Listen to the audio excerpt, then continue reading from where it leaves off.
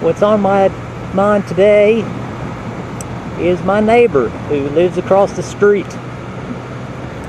I've lived in my house for about 15 years, and my neighbor has lived across the street, I think that whole time. And I went over there to talk to him yesterday about a car problem I was having, because I see him outside tinkering with his pickup truck occasionally.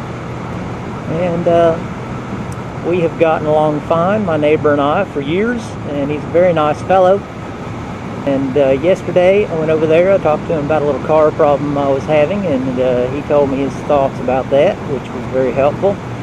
And while we were there, he showed me a little project he had in his garage where he's got an old Jeep, like maybe from the 40s, an old Jeep that he is rebuilding, and it is down to the chassis. And he was telling me about some parts that he had trouble finding, so he had to make them himself. And he showed me some parts that he had made, and I was like, "How'd you do this?" "Oh, on the lathe."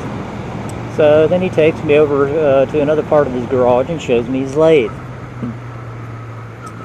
Pretty impressive stuff. And he says, "Well, let me show you my first lathe project ever." And so he takes me into his house. I'd never been into his house. But he takes a piece of paper out of a tube, and it's a drawing from a high school drafting class, I guess. He did a drafting project in high school and then actually made the project, which wasn't required, and he had the very high quality steel chrome screwdriver with a compartment in the handle. Anyway, while I'm there, he's telling me about some of the cars that he's owned, and I look up on the wall, and he's got this shadow box of patches and insignias and medals from the military. So then we get talking about that, and come to find out, my neighbor across the street was a helicopter mechanic during the Vietnam War. And the helicopters would come in, and he and a team of mechanics and engineers would slap those helicopters back together. But also, when a group of helicopters went out with troops, they would follow the squadron of helicopters, and when the helicopters put down their troops, hopefully they were going to fly back out, but that didn't always happen. Sometimes the helicopters wound up staying on the ground because they were damaged, in which case this group of guys that stayed back in a helicopter went down on the ground and repaired the helicopters, typically during a lot of action.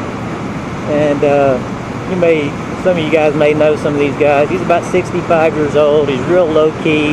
So when he's telling you some of this stuff that he has seen and done, he's like, it's just all in a day's work.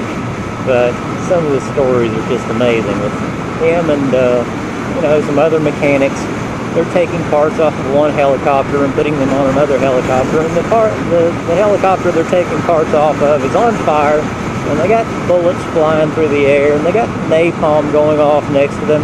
No, that's just what we did. That was our job.